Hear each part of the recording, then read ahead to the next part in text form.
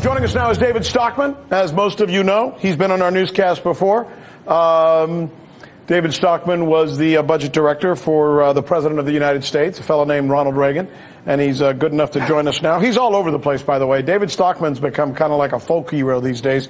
You can see him on the Googles, as we like to say, on YouTube and just about everywhere else. You know, the big story going on right now seems to be Syria. The media, interestingly enough, who had completely ignored this story, they could give a hoot about this story. All of a sudden, it's 24/7 coverage on Syria, Syria, Syria.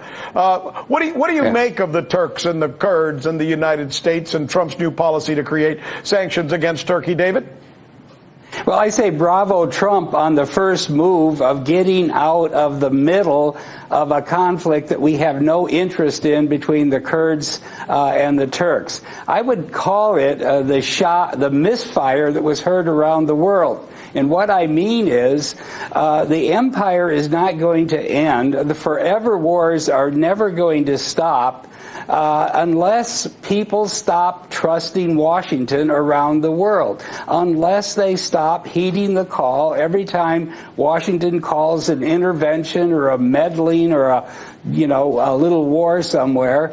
They have to stop kowtowing. Mm-hmm. And I think the events of the last week are finally showing that can happen. I don't have any particular beef for Erdogan, but he has a point. He defied Washington, and so be it. I think the Kurds are neither good nor bad. They happen to live in a small sliver of northern Syria, and they're part of a much larger Kurd nation that straddles Turkey, Iraq, Iran, and much more, and that's the reason why Turkey is concerned.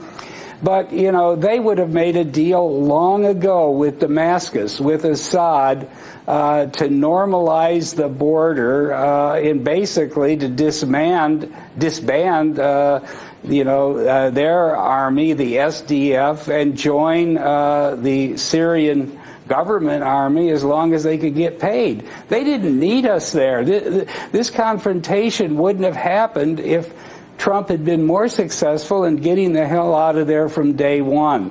Now, isn't it more, David, about consistency? I mean, I don't know if you agree with me or not, but what bothers me with the Lindsey Grahams of the world and the Rachel Maddows of the world, who, by the way, are in the same camp, is the lack of consistency. Fine, I feel bad for the Kurds, too. Last time I checked, it's only 10 of them who've died since this whole thing started. More people are killed by a mass shooter in the United States on one day. But let's just suppose we feel bad for those 10 dead Kurds. Shouldn't we also be reporting on the 50,000 dead children in Yemen then?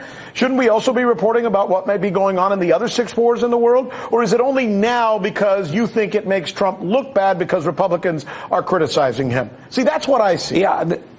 I see the same thing. It's totally political.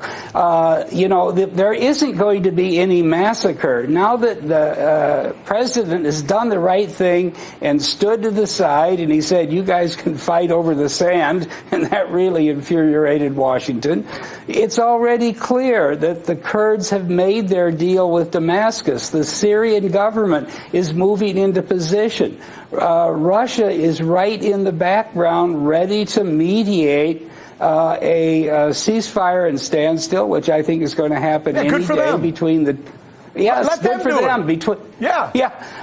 That's my first between the Turks and the Kurds. The Turks are their new friend. Assad is their old friend. The only thing the Turks want is a safe zone for a few miles, 20 miles across the border, so that the 3.6 million Syrians that fled the civil war that basically we and the Persian Gulf countries funded and are in Turkey today, a huge fiscal drain, a source of political instability. They want a place for these people to come back, be processed, to camp for a while, and finally move back to their own homes. Thank you, David Stockman, as usual, for being our guest. You're the best, my friend. Appreciate it. Thank you.